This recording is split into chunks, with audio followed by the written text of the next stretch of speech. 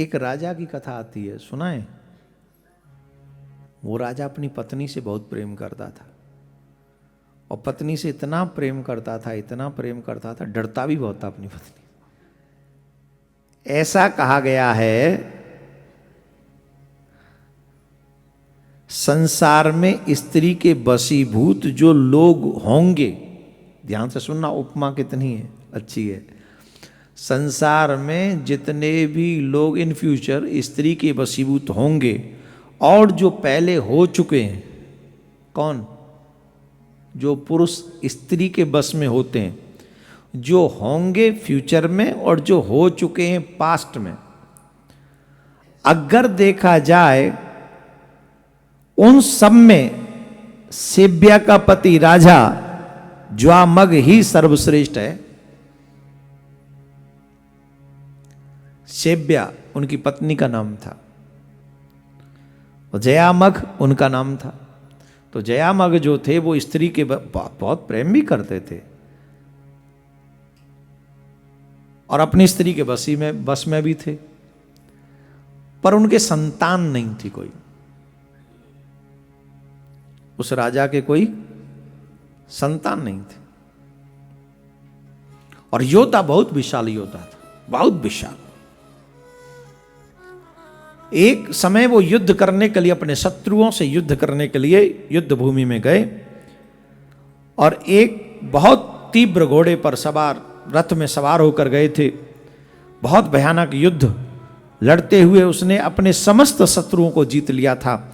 उस समय समस्त शत्रुगण, पुत्र, मित्र, स्त्री, सेना को साधहीन होकर अपने अपने स्थानों को छोड़कर अलग अलग दिशा विदिशाओं में भागने लगे।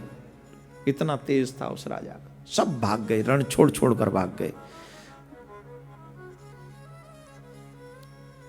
उसने अचानक से एक दृश्य देखा कि जिस युद्ध भूमि में चारों तरफ हाहाकार मचा हुआ था, बचाओ बचाओ भागते हुए लोग दिखाई पड़ रहे थे, वहां पर एक सुंदर कन्या दृष्टिगोचर हुई और वो सुंदर कन्या बड़ी सुंदर थी, परंतु भयभीत, कातर हुई, विशाल आंखों से देखती हुई, हे तात, हे मात, हे भ्राता, मेरी रक्षा करो, मेरी रक्षा करो, इस तरह व्याकुल शब्दों से वो चारों तरफ व्याकुल हो रही थी, पुकार रही थी कि भैया कहाँ हैं, पिताजी कहाँ हैं, माताजी कहाँ हैं, इत्यादि इत्यादि शब्दों को वो संबोधन कर रही थी। उसी समय उस राजा ने उसको देखा और देखते ही उसमें अनुरक्त हो गया। अनुरक्त हो जाने पर चित्त बरवश उस राजा का उस कन्या की तरफ खिंचा। यह अच्छा ही हुआ कि मैं पुत्रहीन हूं। ध्यान से सुनना, वो कह रहा है यह अच्छा ही हुआ मैं पुत्रहीन और बंध्या का पति हूं। ऐसा मालूम होता है कि संतान की कारण रूपा इस कन्या को विधाता ने ही इस समय यहां भेजा है, तो फिर मुझे इससे विवाह कर लेना चाहिए अथवा इसे अपने रथ पर बैठाकर अपने, ध्यान से सुनो, बलवान था, सब कुछ था, लेकिन दूसरा विवाह क्यों नहीं किया था इसने? सिर्फ अपनी पत्नी के डर से कि सेव्या को कैसा लगेगा, सिर्फ पत्नी के डर से विवाह नहीं किया था। पहले राजा तो कई कई विवाह करते थे, कई कई रानियां होती थी, लेकिन इसने विवाह नहीं किया था। अब क्या कह रहा है कि हो सकता है विधाता ने इस कन्या को भेजा हो मुझे पुत्र प्राप्ति कराने के लिए, लेकिन अचानक से अपनी पत्नी का नाम याद आ गया कि इससे अगर मैं विवाह कर लूंगा तो मेरी देवी जी को क्या लगेगा। तो तुरंत विचार बदला और विचार बदलते ही पता है क्या सोचा कि एक काम करता हूं, इसे अपने रथ में बैठालकर अपने नगर में लेकर चलता हूं और पहले सेव्या से पूछूंगा फिर विवाह करूंगा। और ये सोच कर उसे रथ में बैठाला और रथ में बैठालकर उसे लेकर चला।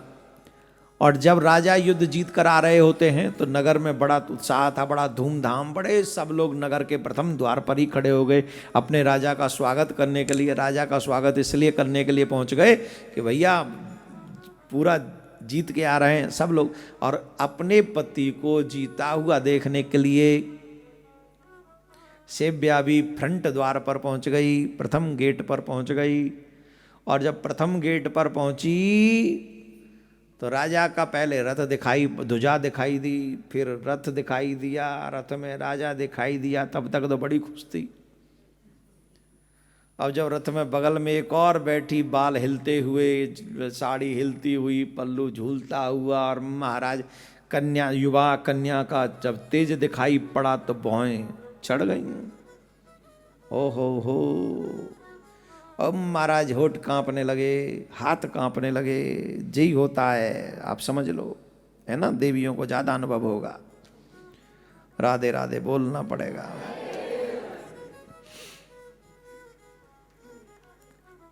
तुरंत तो उसके क्रोध आ गया, उसकी आंखें लाल लाल हो गईं और कुछ कांपते हुए होठों से कहा, क्या कहा?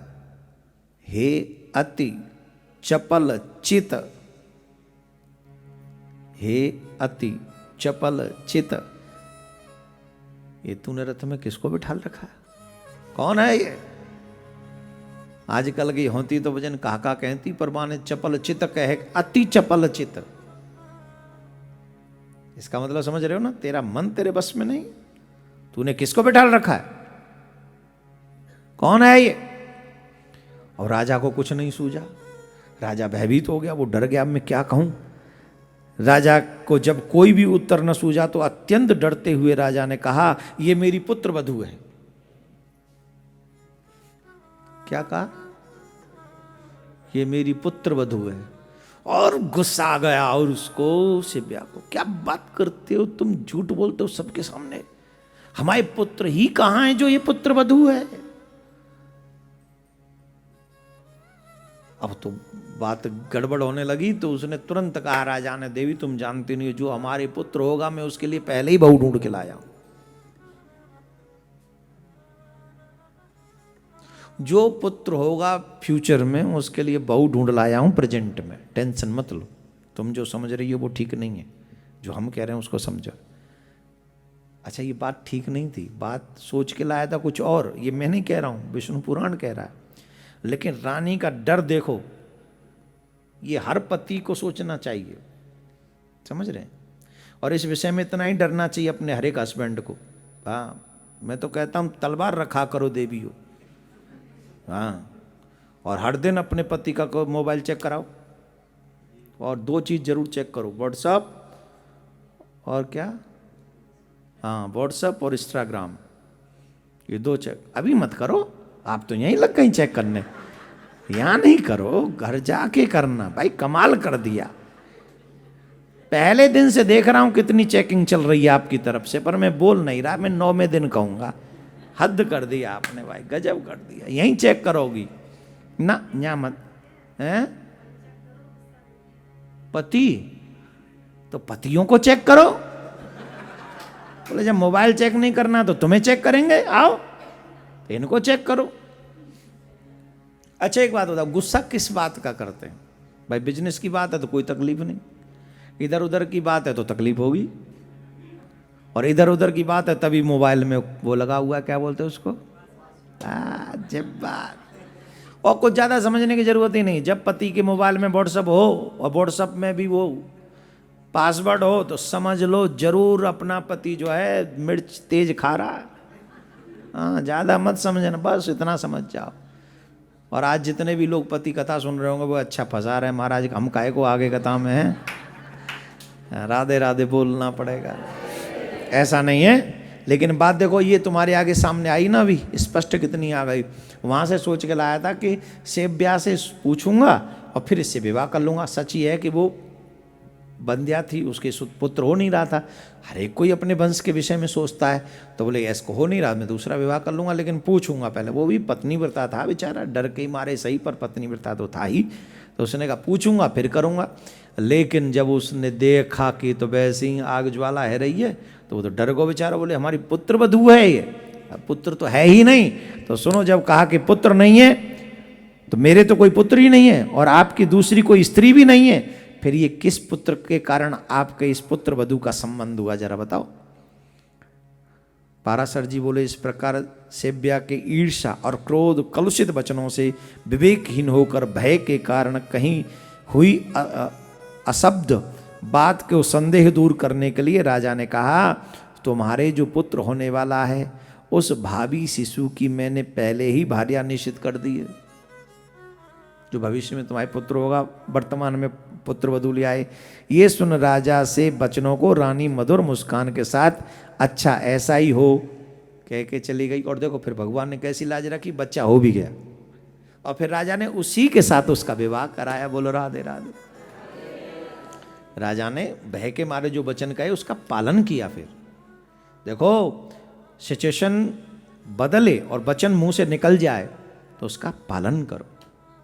हमको कहना नहीं चाहिए, नहीं कहेंगे अभी, हाल फिलहाल की बात है, अभी कहना ठीक नहीं है, बाद में कहेंगे। पर सच है, अगर एक बार गलती से भी आपने किसी को बहन कहा है या बेटी कहा है, उस शब्द की मर्यादा रखो। ये बोलने वाले शब्द नहीं है, ये निभाने वाले शब्द है। वहां से राजा यही सोच के लाया था कि मैं इससे विवाह करूंगा, पर जब सेव्या के भय से उसने कह दिया मेरी पुत्र वधू है, तो फिर उसको पुत्र वधू की ही दृष्टि से देखा। चाहे भय से कहा, लेकिन बाद में फिर दोबारा उसकी दृष्टि नहीं बदली। इसलिए आप सबसे भी मेरा निवेदन है, जो शब्द आप बोलने के लिए बोलते हो वो बोलने भर के नहीं रह जाएं। उन शब्दों को आप पालन कीजिए, रिश्तों की मर्यादा समझिए। रिश्ते गेम नहीं है। आपके मुंह से जो शब्द निकल गया है उस शब्द की कीमत आपको चुकानी पड़ेगी। इसलिए हर संबंध को सोच समझ के, पहले तो बनाओ ही मत, बनाओ तो फिर तोड़ो मत, फिर निभाओ। तो भैया, और आजकल धर्म के भैया भैया बहन बहुत मिल जाते हैं, बेटा बहुत मिलता है आजकल धर्म के, बेटियां भी बहुत मिल जाती हैं धर्म की। पर निवेदन है, अगर धर्म की बहन बेटी हैं तो उनको फिर धर्म से निभाओ भी। धर्म की बहन बेटी बोलकर उनके साथ अधर्म न करें। यह हमारा आप सबसे निवेदन है। कृपा करके आप उस बात को समझेंगे और जो हमारा भाव है उसी को समझेंगे, उसमें यत्र तत्र कुछ और अपनी तरफ से बीज न डालें। यह हमारा निवेदन है।